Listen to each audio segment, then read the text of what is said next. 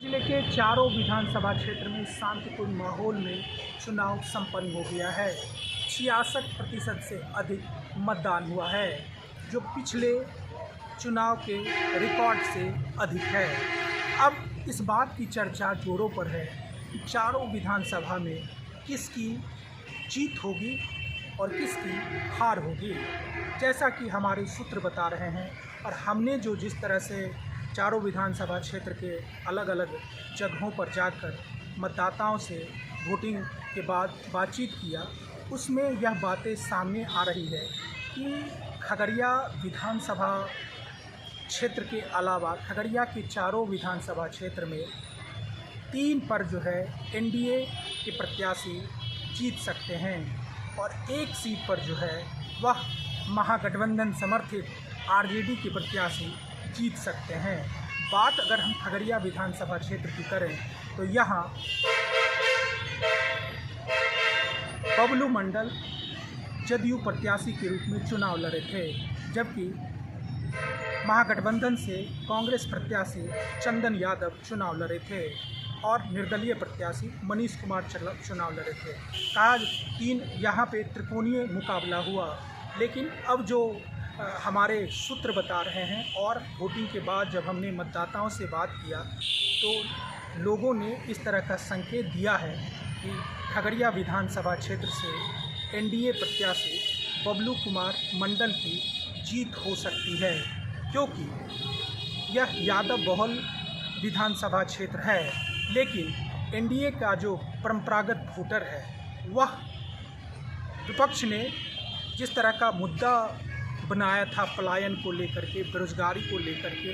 वो प्रभावित उससे नहीं हुए और एनडीए के जो परंपरागत वोटर हैं वह जो है वह जनता दल यूनाइटेड को वोट किया। और यही कारण है कि ऐसी संभावना है कि खगड़िया से जनता दल यूनाइटेड के प्रत्याशी बबलू कुमार मंडल जीत सकते हैं। बात हम अलौली विधानसभा क्षेत्र की करें तो अलौली विधानसभा क्षेत्र पूर्व केंद्रीय मंत्री स्वर्गीय रामविलास पासवान का गृह विधानसभा क्षेत्र है, जहां पे इस बार राष्ट्रीय जनता दल से रामवृक्ष सदा चुनाव लड़े थे, जबकि जनता दल यूनाइटेड से रामचंद्र सदा चुनाव लड़े हैं और पशुपति कुमार पारस की पार्टी से रालोजपा से उनके पुत्र जो है यशराज कुमार चुनाव लड़े हैं। जो वहाँ जो वोटिंग हुई और वोटिंग के बाद जब हमने वहाँ के मतदाताओं से बात किया और हमारे जो सूत्र बता रहे हैं, वहाँ पर भी जो है अलौली में भी जो है वह जदयू प्रत्याशी का पलड़ा भारी बताया जा रहा है, ऐसा अनुमान लगाया जा रहा है। रुझान में ये बातें सामने आ रही है कि वहाँ भी जो है बिहार सरकार का जो सरकारी योजना जैसे मुफ्त बिजली 125 यूनिट मुफ्त 125 यूनिट बिजली देने का बिजली जो दिया जा रहा है, इसके बाद महिलाओं को रोज़गार के लिए जो 10-10 हज़ार रुपया दिया गया, इसके बाद सामाजिक पेंशन योजना में जो वृद्धि की गई 400 से 1100, उसका जो है लाभ जो है नीतीश सरकार को यहाँ मिला है और लोगों ने वोटिंग किया और इसका फ़ायदा जो है जनता दल यूनाइटेड के प्रत्याशी को मिला और ऐसा अनुमान लगाया जा रहा है कि वो सीट भी जो है एनडीए के खाते में जा सकता है। यह अभी सिर्फ संभावना ही व्यक्त किया जा सकता है, अनुमान ही लगाया जा सकता है, असली नतीजे तो 14 नवंबर को ही आएंगे। इसके अलावा बात हम अगर बेलदौर की करें तो बेलदौर जो है कुर्मी बहुल विधानसभा क्षेत्र है, जहां पे जनता दल यूनाइटेड ने सिटिंग विधायक पन्ना लाल सिंह पटेल को अपना उम्मीदवार बनाया है। और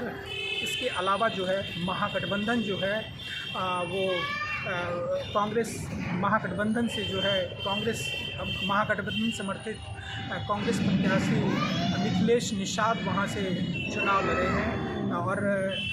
इंडियन एक्सक्लूसिव पार्टी से भी जो है प्रत्याशी वहाँ से खड़े हुए थे। तो वहाँ भी जिस तरह से वहाँ पे वोटिंग हुई है और जिस तरह का वहाँ का जातीय समीकरण है और जिस तरह का वहाँ से रुझान आ रहा है, उससे लग रहा है कि बेलदौर की सीट भी जो है एनडीए के खाते में जा सकता है। तो ज़िले के 4 विधानसभा क्षेत्र में 3 सीट एनडीए के खाते में जाने का रुझान जो है मिल रहा है और 1 सीट परबत्ता का है जो काफ़ी हॉट सीट माना जा रहा है। और परबत्ता का सीट आपको बता दें कि वहाँ से डॉक्टर संजीव जो आरजेडी के टिकट पर चुनाव लड़े हैं उनसे, और वहाँ जो है लोक जनशक्ति पार्टी रामविलास की पार्टी की ओर से जो है प्रत्याशी बाबूलाल शौर्य को बनाया गया। तो इन्हीं दोनों में मुकाबला है। हालांकि जो हमारे सूत्र बता रहे हैं और मैंने जो परबत्ता विधानसभा क्षेत्र में चुनाव के बाद लोगों से बातचीत किया, उसमें इस तरह की बातें सामने आ रही है कि वहाँ जो है आरजेडी का पलड़ा भारी है और बहुत मुमकिन है कि डॉक्टर संजीव कुमार जो राष्ट्रीय जनता दल के उम्मीदवार हैं उनकी जीत हो सकती है। हालांकि अभी ये सिर्फ रुझान है, सिर्फ अनुमान लगाया जा रहा है कि 3 सीट जो है एनडीए के खाते में जा सकता है और 1 सीट महागठबंधन के खाते में। यह सिर्फ कयास है, सिर्फ रुझान है, ये बढ़त बनाए हुए हैं, ऐसा जानकारों का कहना है, ऐसा मतदाताओं का कहना है। लेकिन असली रिजल्ट जो है 14 नवंबर को जो आएगा उसी से पता चलेगा कि खगड़िया के 4 सीट पर किसकी जीत हुई है और किसकी हार हुई है। स्वतंत्र कुमार सिंह, खगड़िया, बिहार तक।